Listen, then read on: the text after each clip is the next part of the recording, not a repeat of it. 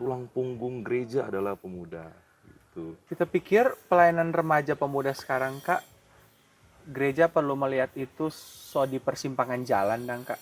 Orang di remaja dulu sama-sama Iya, pernah diskusi-diskusi, oh torang kalau sebentar torang mau jadi bagaimana. iya, Akhirnya ada kekecewaan di waktu ndak sejalan dengan apa yang torang pikirkan. iya. Bahayanya bukan terutama apa yang ditunjukkan di yang orang tonton itu, Kak. Tapi lebih kepada world view yang diberikan. Waktu kita pertama kali datang di Bethel, kita nggak lupa PSR kalau nggak salah di Manado. Rebana, Iya. juara umum. Kita rasakan sekali dia punya euforia dan oke saja, tapi kayak jangan jadikan itu sebagai pengejaran, euforia sebagai pengejaran, lalu lupa ada hal-hal yang memang sepertinya dalam melakukannya ada euforia tapi bernilai kekal.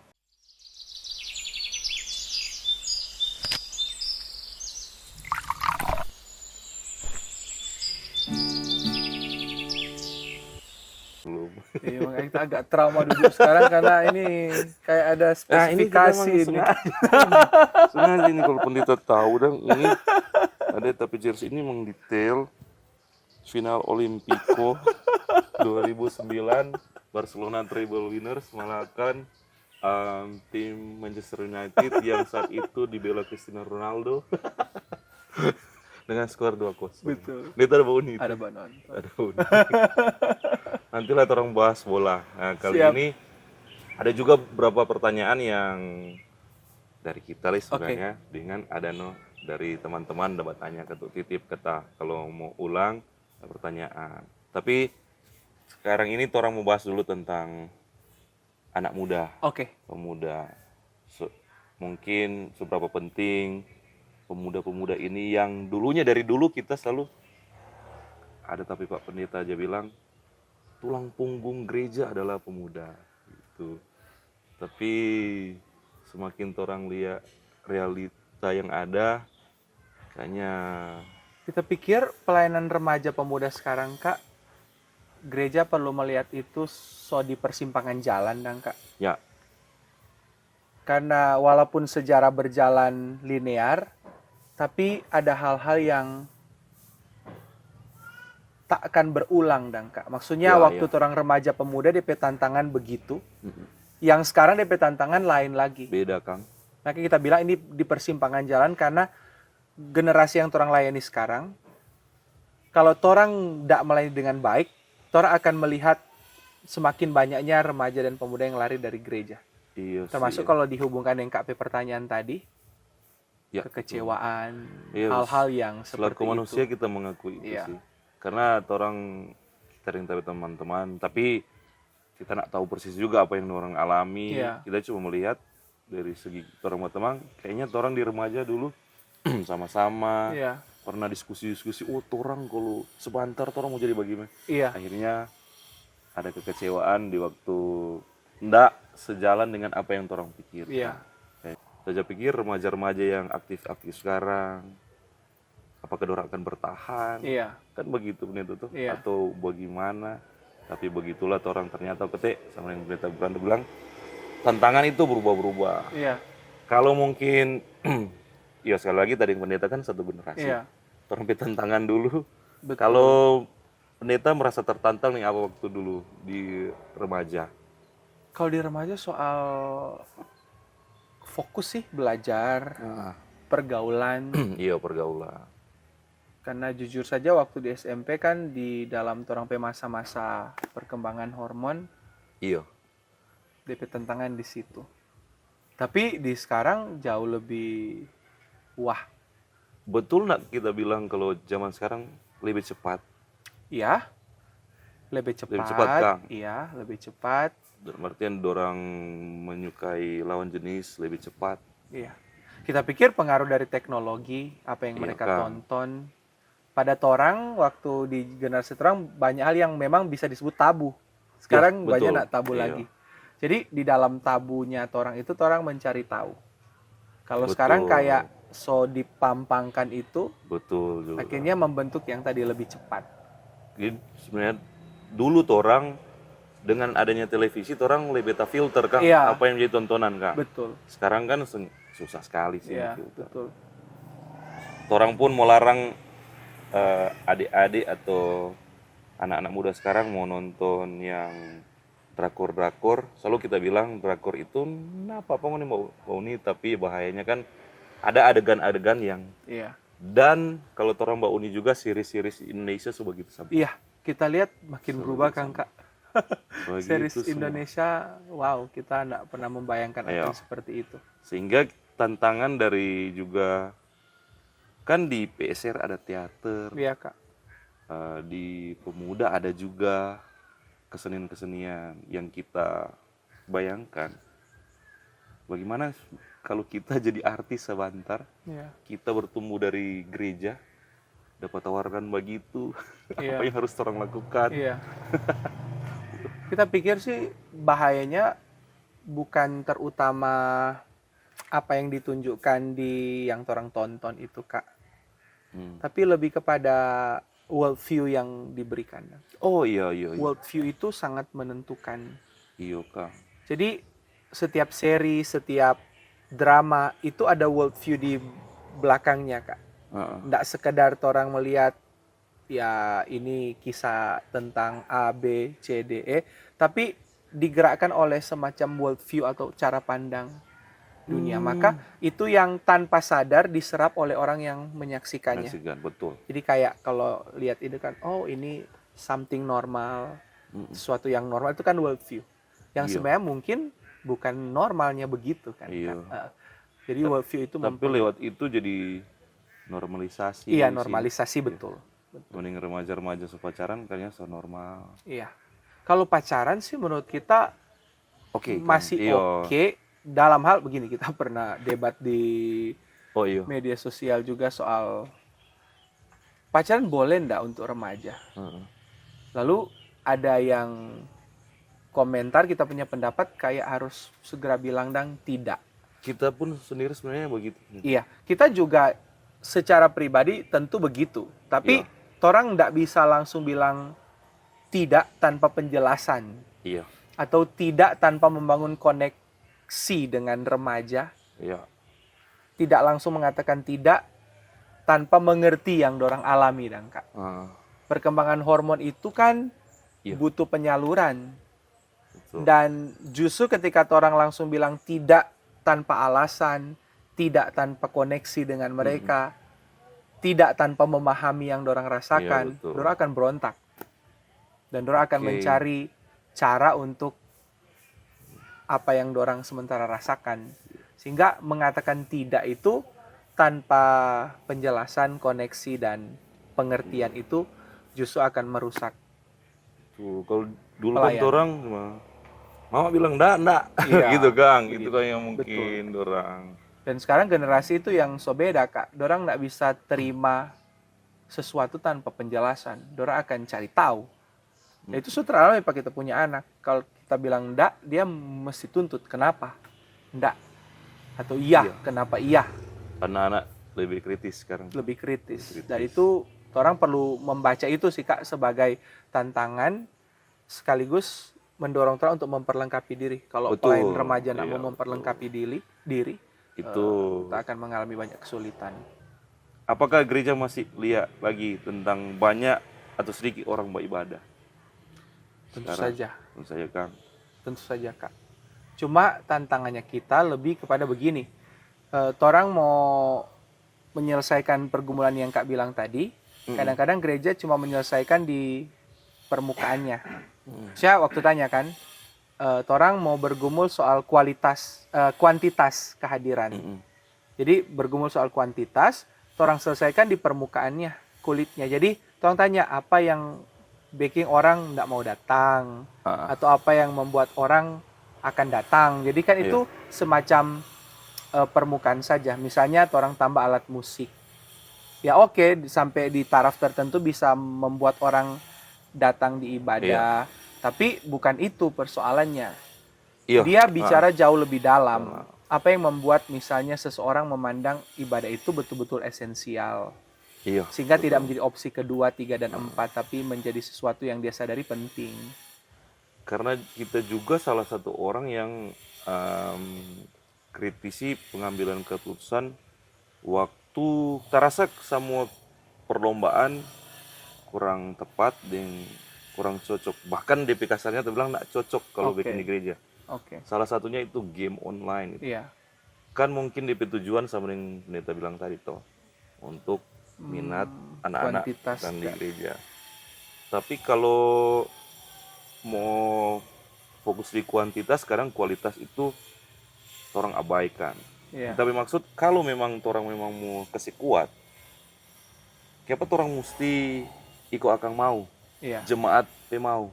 Iya. Yang DP tujuan sebenarnya kalau menurut kita jauh dari apa yang orang suka arahkan Iya. jemaat ini. Iya.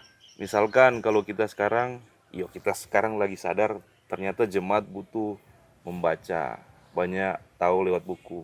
Kenapa orang nggak bikin kegiatan baca buku? Iya. Orang lebih pentingkan kemauan dari jemaat, misalkan main game Iya. daripada baca buku. Yang orang sudah tahu bersama, yang jadi krisis di Indonesia adalah literasi membaca. Iya. Kenapa gereja selalu melakukan hal-hal begitu untuk memenuhi kuantitas, bukan kualitas? Mungkin karena Kak Wit juga lama di pelayanan. Ya. Kalau orang hubungkan Kak, kadang-kadang orang mau mengambil keputusan itu yang sifatnya hasilnya cepat, orang mau dapat. Iya Kak. Iya toh Kak. Jadi orang segera lakukan yang cepat, tapi orang nak mau membangun dari sesuatu yang disebut fondasi. Iya. Mungkin taking time, butuh waktu yang panjang, tapi dibangunnya kuat Kak. Mungkin memikirkannya untuk jangka agak panjang, tapi so dibangun. Nah yang Kak Wit pakai contoh tadi, menurut kita cara berpikir banyak orang bahwa orang harus segera mendapat hasil. Misalnya dalam 1 bulan ini supaya ada ketambahan, atau dalam 3 bulan atau 6 bulan. Ya baking itu, maka yang Kak Wit bilang tadi, baking yang sementara digandrungi atau lagi viral, lalu sesudah itu selesai lagi, harus menunggu lagi yang viral atau digandrungi. Tapi orang tidak membangun itu kualitas di mana orang dididik walaupun tidak enak. Betul. Tapi kayak pelan-pelan itu menjadi sesuatu yang itu maksudnya karakteris orang. Ada jangka panjang begitu. Mungkin tidak karena ada persaingan di antara pelayanan periode ini, periode depan. Nah, ada yang mau berkorban kayaknya. Kalau misalkan dari kita bermaksud kalau orang memang membangun kualitas, orang nak berprestasi di periode ini, nak dilihat Iya. Nah, apa-apa. Yang penting tuh generasi periode berikut dan dua periode berikut itu bagus. Iya. Itu ada pengaruh enggak? Kita pikir orang melayani terus juga. Orang dusu yang DP prestasi. Kita pikir itu juga sih Kak. Kita pikir tanpa bermaksud maksudnya tidak mengatakan itu tidak penting Kak. Tapi orang suka mau saya tunjuk sesuatu yang bisa dilihat. Ya, betul toh. Padahal bukan itu kan bukan tujuannya. Itu, Kayak harus membangun sesuatu yang berkesinambungan. Iya. Jadi menurut kita pelayan Tuhan kalau punya visi berkesinambungan itu sih akan menentukan gereja. Dia tidak memikirkan cuma untuk dia sekarang atau untuk bagaimana orang memandang dia dan pencapaiannya, tapi bagaimana dia berkontribusi untuk kesinambungan bersama itu yang paling dalam penting. pembangunan gereja Tuhan. Karena di pelatihan-pelatihan khusus itu selalu dibilang. Iya. Tapi realitanya orang kita selalu pikir lupa. Memang manusia mungkin begitu. Kita jarang Kak kalau misalnya Kak nonton berita politik Kak. Iya. Kok ada gubernur atau wali kota yang dengan rendah hati mau meneruskan. Iya, betul itu lagi. Itu cuma dari soal apa saja Kak, misalnya jargon yang dipakai periode lalu. Pasti periode baru akan pilih jargon atau kalimat yang baru dan dari situ soal menunjukkan bahwa tidak ada semangat kesinambungan karena ingin menciptakan nama untuk diri sendiri kan Kak. Dan tak pikir di gereja juga bisa begitu dan pada akhirnya banyak merugikan orang. Contoh yang kita kritisi sekarang tentang pendidikan. Karena kurikulum namanya berubah-ubah. Iya, berubah terus, betul. Apa yang penting di yang lalu bisa ndak penting untuk yang sekarang, Jadi sama yang ndak begitu ada. Kang nih Iya. Kang. Jadi kayak orang lari, sejak lari berhenti lagi, mulai dari nol lagi, Iya. tuh lari lagi, mulai dari nol lagi begitu. Nah, seberapa bahaya orang terjebak di hal-hal prestasi begitu. Di waktu kita, mungkin kita periode, kita bilang, kita dulu, Ya, korba jalan, ya. kita dulu, seberapa bahaya di waktu orang mau pikir begitu. Iya, kita pikir bahayanya di orang ndak menangkap, kalau pakai kalimat nikah, hatinya Tuhan. Orang ndak mendapat hatinya Tuhan, karena pada akhirnya orang terjebak di soal pencapaian prestasi yang tanpa sadar mungkin untuk orang punya achievements, orang punya pencapaian sendiri. Dan kita mengatakan nikah sambil menyadari kita juga bisa di titik itu, dan karena kayak orang ingin I wanna prove something. Iya sih. Gitu toh Kak. Tapi kalau orang punya komitmen yang mencerminkan isi hati Tuhan, orang tidak akan berhenti pada orang pediri dan segala pencapaian prestasi itu, tapi berpikir panjang untuk ke depan, dan Kak. Ada hubungannya enggak dengan tuh lomba-lomba yang dibikin jemaat atau di wilayah atau di sinode tentang ya lomba-lomba yang ada tentang juara-juara itu sehingga orang berpikir jadi seperti itu. Iya. Nah, kalau kita hubungkan dengan remaja pelayanan, Kak, pertanyaan itu kan sering muncul. Ayo orang kejar kualitas, jangan terlalu banyak lomba. Kita juga bisa memahami itu, tapi juga nggak bisa mau bilang memang nggak ada lomba sama sekali. Karena Kak kan pelayanan di remaja, aktualisasi diri remaja harus begitu kan. Karena salah satu alasan orang sekumpul orang itu banyak karena lomba. Iya, jadi remaja kayak mau datang karena dia ingin juga aktualisasi diri, apa kelebihannya. Jadi orang tetap pandang itu penting, Kak. Tapi bukan itu yang terutama, itu jadi kayak sarana dan alat saja, bukan tujuan, Kak. Nah, kalau orang lihat dalam pelayanan gereja yang lebih luas, kayaknya itu jadi tujuan. Maksudnya diukur keberhasilan. Iya. Saya kalau Kak sebagai pelatih juga. Kita kira di tantangan itu. Kak berusaha melatih, Kak mau didik misalnya supaya bukan sekadar apa-apa, tapi menyanyi dengan hati, menyanyi dengan baik. Nggak semua orang akan memahami itu sebagai pencapaian. Kalau Kak misalnya dapat 79,00 Kak. Iya, betul. Jadi kayak orang punya kecenderungan orang semua memberi yang terbaik, tapi kalau 79,00, betul. Bahkan saya lihat kalau cuma 80,00, 81 kayak nggak dipungkiri sih itu. Pelaku lomba, peserta lomba. Karena orang mau yang itu, prestasi, achievement. Bukan itu sebenarnya. Sama dengan ada yang satu grup yang jadi sombong karena juara. Quartet PKB. Jadi sombong. Itu ada di waktu orang raih itu ada, tetap ada yang tahu dia datang sendiri atau bagaimana, atau mungkin karena orang tompi otak ini semua menyerap yang begitu-begitu. Kita enggak masalah juga di dalam memberi apresiasi Kak, karena prestasi, oke. Cuma kayak cara pandang pelayanan sih kalau lihat secara luas Kak, cara pandang pelayanan itu mengukur keberhasilannya dari apa sih? Begitu Kak. Kalau kemudian diukur dari piala, di situ DP keliru sih Kak. Sebenarnya orang lihat hal yang tadi esensi yang orang kejar, kualitas yang orang kejar. Karena orang kayak suka sekali segera merasakan euforia. Iya. Jadi kayak setiap periode orang suka ada euforia yang orang rasakan. Dan orang kan merasakan itu. Waktu pertama kali datang di Bethel, kita nggak lupa PSR kalau nggak salah di Manado. Rebana. Iya. Juara umum. Kita rasakan sekali dia punya euforia dan oke saja, tapi kayak jangan jadikan itu sebagai pengejaran, euforia sebagai pengejaran lalu lupa ada hal-hal yang memang sepertinya dalam melakukannya ada euforia tapi bernilai kekal. Bernilai kekal untuk anak-anak remaja atau pemuda atau jemaat yang terang layani Kak. Sebenarnya nggak mau bahas terus-terus. Sebenarnya ini cuma mau enteng-enteng lah. Sudah bahas. Begitu kalau dengan pendeta. Kita mau minum. Ini enak ubi. Iya ubi. Kalau Api bilang kata ini keju Itali. Ya. Enak Kak keju Italia.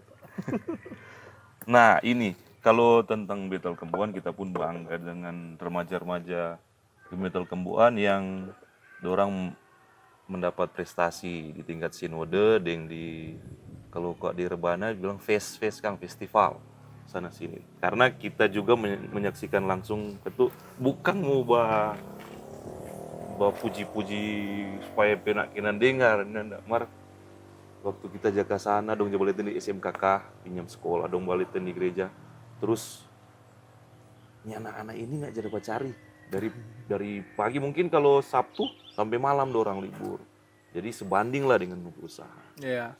Cuma kita nak senang, ketorang kan coba lomba-lomba di sinode, banyak jemaat lain yang ambil penyanyi dari luar. Oke. Itu yang Jadi pertanyaan kenapa? suka. Kenapa harus begitu? Itu Itu pertanyaannya. Itu yang mungkin kalau murni kok dari itu. Dan selama ini kalau kita bahasa latihan, karena mungkin kita tahu DP core di situ, core yang bagus, kita nggak pernah sodorkan formula penyanyi. Tapi di mana-mana selalu jadi, apalagi FSPG selalu dapat di remaja pun. Yang kasihannya di remaja orang berlakukan seperti itu.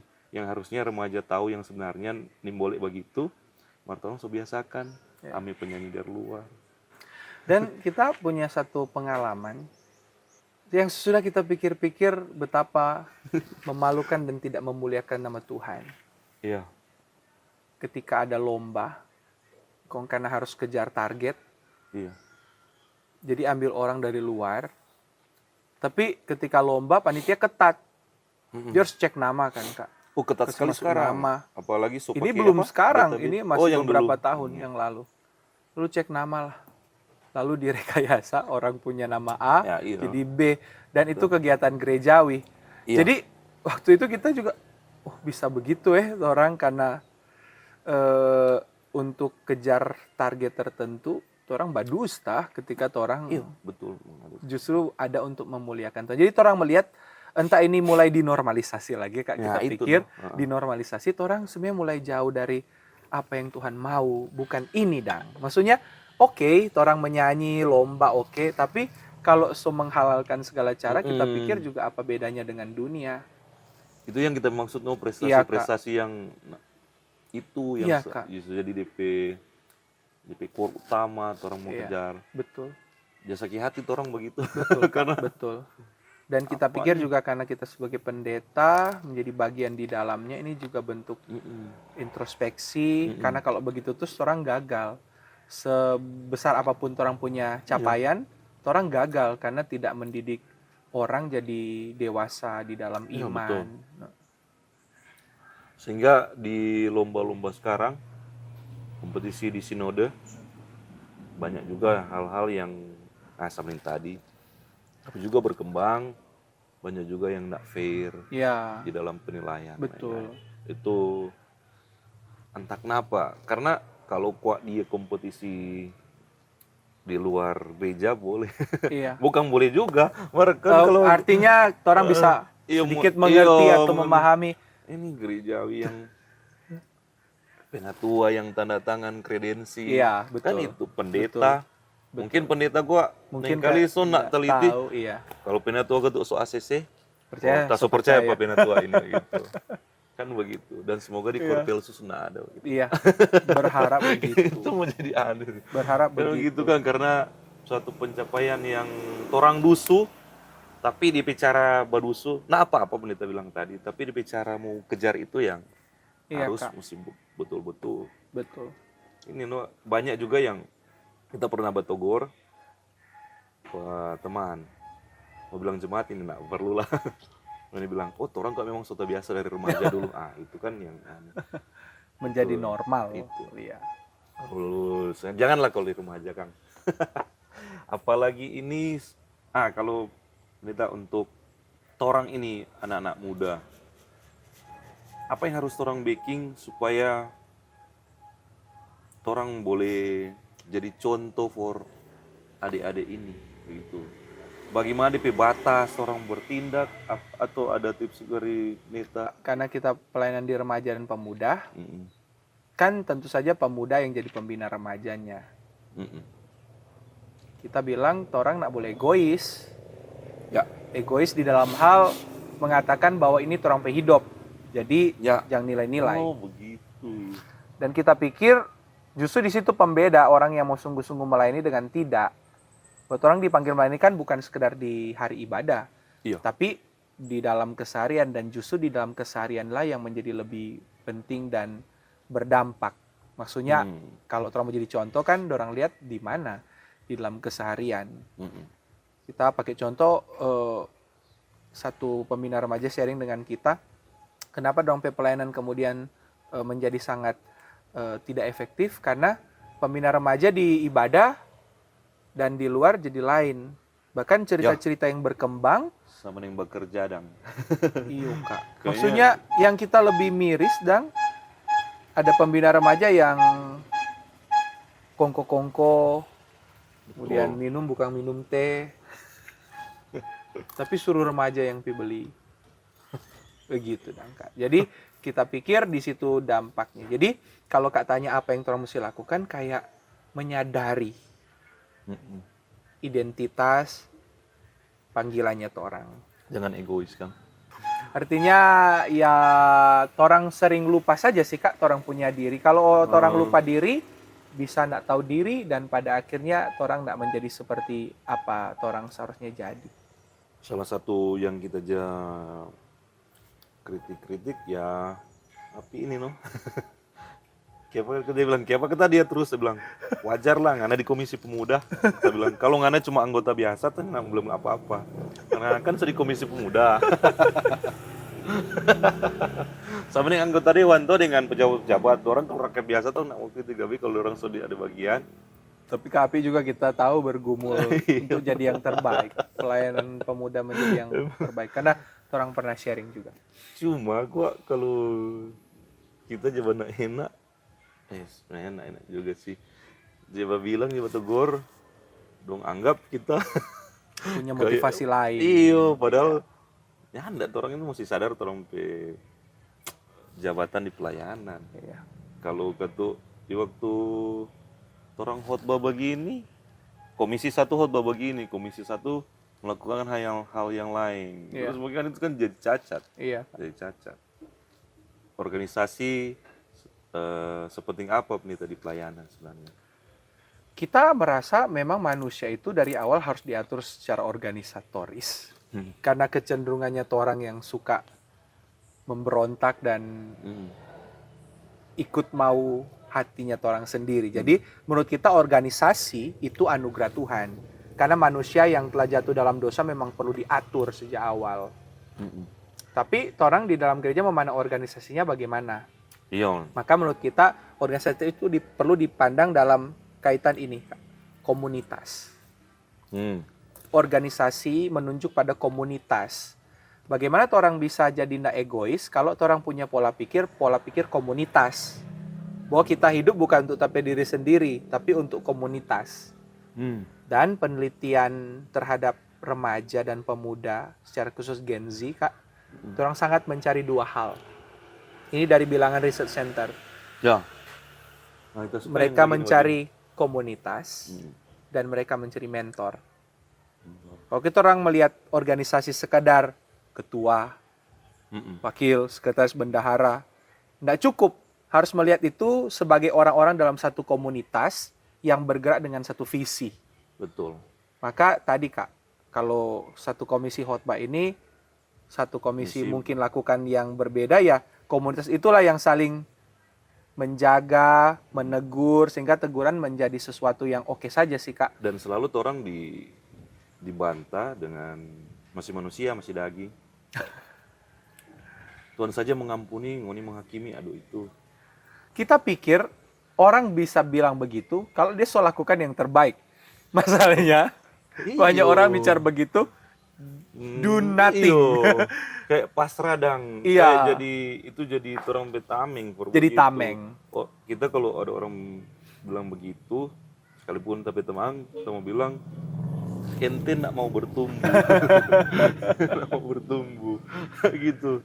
Kan ini ya itu kita bilang, orang juga ini di Gemim ini kan kita teman juga, tapi senior gereja lain Oke.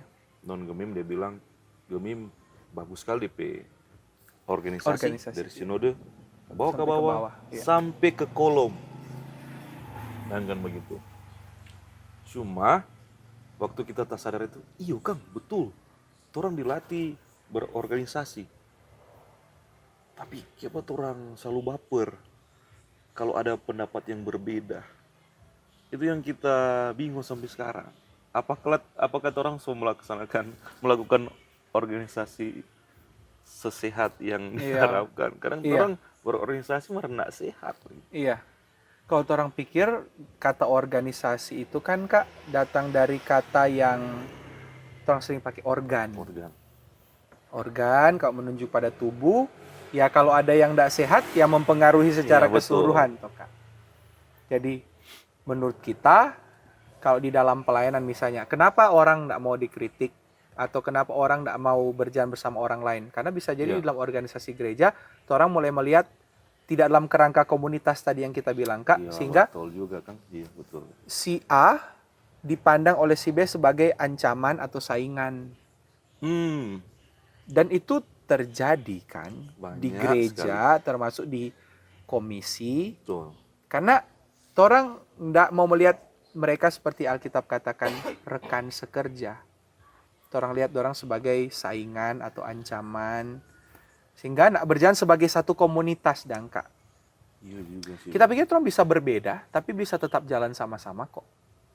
Iya itu. Iya kan Kak? Yang seharusnya yang kita nak terima itu orang nak menerima perbedaan. Iya. Waktu orang ada pendapat ini, waktu ada pendapat yang berlawanan, dia rupa sentimen pak kita. Iya, begitu kan Kak. Tapi kalau orang berjalan di dalam satu kesadaran ada payung besar, atau visi besar, visi bersama, misalnya visi bersama memuridkan yang orang layani, harus jadi murid Kristus. Maka dalam perbedaan program oke saja, selama visi besar itu bisa tercapai. Mungkin yang satu bilang oke, kita usul ini kita tahan dulu, kita bisa menerima usulnya dia. Tapi selama dia punya usul untuk payung besar tadi. Berbeda tapi bisa berjalan bersama. Begitu kan Kak. Cuma tapi kalau sejak awal punya agenda pribadi akan selalu ada masalah. Dan kita pikir masalahnya orang adalah orang tidak selalu memulai dengan visi bersama sih Kak. Itu Kang, pentingnya visi misi di waktu orang terbentuk. Visi bersama Jadi acuan. Pikir misalnya ini baju kita pakai disciple make disciple. Itu visi. Jadi murid menghasilkan murid. Iya, murid. Jadi dua visi di situ. Maksudnya di dalam satu visi ada dua hal. Pertama kita harus jadi murid. Dan yang kedua kita harus memuridkan. Jadi kalau semua orang punya visi itu akan disetir dan Kak, atau paling kadang ada rel yang jaga dan Kak. Supaya tidak lewat batas itu dan Kak. Sehingga kereta terus jalan. Ada rel itu, rel yang menjaga itu adalah visi itu, murid dan memuridkan, begitu. Jadi di tengah-tengah bisa ada perbedaan, bisa ada konflik malah, dan itu memang terjadi kan. Setiap orang kecenderungan kita ada konflik ya pasti ada. Bukankah kekuatan kebersamaan diuji dari konflik? Diuji dari konflik dan kita pikir semakin dekat orang, konflik akan jadi dan itu tidak selalu tanda negatif ya karena orang so dekat. Betul. Dan justru karena Kak dekat, kita tahu, Kak mau tegur. Kalau orang jauh tidak mau konflik karena kebanyakan kita di sini DP kebalikan. Iya. Orang tahu yang betul tapi orang nak enak. Iya. Misalkan orang penatua orang nak enak atau sebaliknya penatua nak enak ke komisi. Meskipun orang so saling baking salah, orang nak enak bilang. Iya. Nah, kita juga kadang-kadang menyadari itu. Kita juga bisa jatuh di hal-hal begitu. Karena perasaan tidak enak. Terus juga begini. Ya, ini kok mau mengarah ke pemilihan. Iya, pasti akan karena ke arah situ. Tahun depan sama pemilihan. Iya. Yang bahayanya di waktu orang berkubu-kubu. Tapi kalau di sini pendeta di Betel Kembuan, pendeta belum di fase itu kan, pemilihan Kang. Nanti tahun. Di Betel Kembuan yang kita pengalaman sama ini. nggak ada kubu-kubu. Oke. Semua berkumpul, pilih di line, nggak ada rasa curiga, cuma toples kasih begini, dia tak pilih, oke, gitu. Kita ini waktu sharing ke teman-teman luar, dorang heran, masa cuma mau dipilih begitu, kita pun heran, masa mau dipilih pakai bilik, begitu dong. Ternyata waktu dulu pertama kali pelayanan, oh iya dong begitu, karena kita di layang-layang so punya calon, punya grup, punya grup, DP bahaya kalau orang pe grup nak tak pilih, orang nak mau membantu grup yang lain begitu untuk melakukan pelayanan. Boleh nak sih bawa grup begitu? Kita bagaimana melihat itu Kak? Maksudnya untuk konsolidasi, kalau kita pakai kata konsolidasi, visi bersama, tapi kalau kemudian grup itu kemudian menjadi faksi, itu so beda. Faksi itu kayak orang benar, ngoni salah. Orang harus begini, ngoni nggak boleh begitu. Oposisi. Iya. Subur oposisi dorang. Iya. Walaupun memang ya orang punya favoritnya orang sendiri, atau orang punya rencananya orang sendiri, tapi tidak boleh sampai menjadi faksi yang kemudian di dalamnya bahasa-bahasa yang digunakan so salah, fitnah, gosip dan seterusnya, menjatuhkan. Yang kita temui Meta yang mungkin yang hal besar di berorganisasi adalah memang itu, orang nak mau tukar pikiran, orang nih mau berbeda pendapat, orang mau diskusi terbuka dengan alasan iyo juga supaya lancar. Itu salah satu hal yang mungkin bikin orang rusak. Karena di waktu orang iyo supaya lancar, di waktu keputusan yang orang putuskan bersama untuk melakukan kegiatan, di waktu kegiatan ini tidak sejalan dengan apa yang orang pikirkan, mulai muncul oknum-oknum yang bilang, Taso bilang kok dulu baking begini, Taso bilang kok dulu baking begini. Begitulah. Sampai di pemilihan pun begitu. Kadang kalau pemilihan, so jalan pelayanan, ada orang bilang kok tuh hari pilih pak dia, mau nak pilih ini. Itu kan faktor-faktor yang mengganggu sebenarnya. Nah, pendeta mungkin berbagi pendapat atau orang diskusi bagaimana orang mempersiapkan orang-orang atau pemilihan itu yang harus mempersiapkan tahun depan pemilihan. Kita pikir yang tadi sih Kak, kerangka komunitas. Entah mengapa kita merasa orang sadar dan gereja bukan gedungnya, gereja bukan menaranya, gereja orangnya, tapi orang berhenti menjadi sangat individualis. Maksudnya ya gereja adalah orang, tapi lebih tepat dikatakan gereja adalah orang-orangnya, orang-orang. Jadi kalau orang punya kerangka berpikir begitu, orang melihat di dalam kacamata yang sesuai kehendak Tuhan. Maksudnya begini, misalnya kita ada teman yang dia tahu dia punya periode akan berakhir, tapi dia punya visi ke depan. Maka dia seperti mempersiapkan yang akan menggantikan dia. Pengkaderan itu berjalan. Dan itu dilakukan dalam semangat demi kebaikan komunitas. Begitu Kak. Di dalam kehidupan gereja juga, ya mungkin tidak akan selalu seideal itu. Misalnya orang mengkaderkan orang. Tetapi paling tidak kacamata komunitas membuat orang berpikir begini Joka. Dan itu kita terus tanamkan Pak kita pederi. Kita bukannya tidak tergantikan. Kita tergantikan. Kita bukannya irreplaceable. Kita replaceable. Karena kita cuma alat di tangan Tuhan. Nah masalahnya kan kalau orang mulai mendaku. Istilah mendaku itu kayak kalau enggak kita, mesti kita. Nggak siap mau tergantikan. Nggak siap mau tergantikan, atau paling tidak ketika dipakai nggak siap bahwa orang lain pun dipakai Tuhan. Memberi masukan, saran, kritik. Jadi itu nggak akan jalan baik kalau orang pakai kacamata bukan kacamata komunitas gereja Tuhan. Maka itu kalau orang nggak bersiap, yang kita bilang tadi, remaja dan pemuda kita di persimpangan jalan adalah ketika mereka nggak melihat gereja itu komunitas bagi mereka. Nah, bilangan Research Center bilang begini Kak, kenapa mereka sangat membutuhkan komunitas? Karena mereka mencari yang namanya sense of belonging. Iya, Perasaan bahwa mereka menjadi memiliki. bagian di dalamnya, perasaan memiliki dangka. Nah, kalau kemudian orang sebagai yang sementara melayani tidak menciptakan sense of belonging itu, tapi malah tanpa sadar orang so menciptakan lingkungan yang toksik, orang lari. Dan wajar saja orang lari karena orang juga tidak mau cari yang toksik, dorang akan cari sesuatu yang membangun dorang sense of belonging. Jadi bagaimana menciptakan sense of belonging? Ayo orang sama-sama pakai kacamata ini komunitas untuk payung besar itu melayani visinya Tuhan bukannya orang dan Kak. Jadi tahun depan seharusnya begitu sih Kak. Iya Kang. Seharusnya begitu. Terus saya di dalam saya kolom kan orang bergumul sama-sama, evaluasi, memikirkan pribadi yang bisa berdampak. Ya dilakukan dalam kacamata komunitas untuk kebaikan bersama. Jadi banyak kali kan orang begitu. Bahkan orang bisa pilihan politik mempengaruhi pilihan di gereja, bahkan mempengaruhi pemberian dirinya orang pak Tuhan dan begitu. Jadi kayak kekecewaan pak manusia orang arahkan itu jadi ganjalan untuk datang pak Tuhan dan Kak. Ini kasih gambaran perbedaan pak orang tentang pemilihan pelayan khusus, pemilihan ketua-ketua BIPRA dengan pemilihan legislatif, pemilihan pilkada.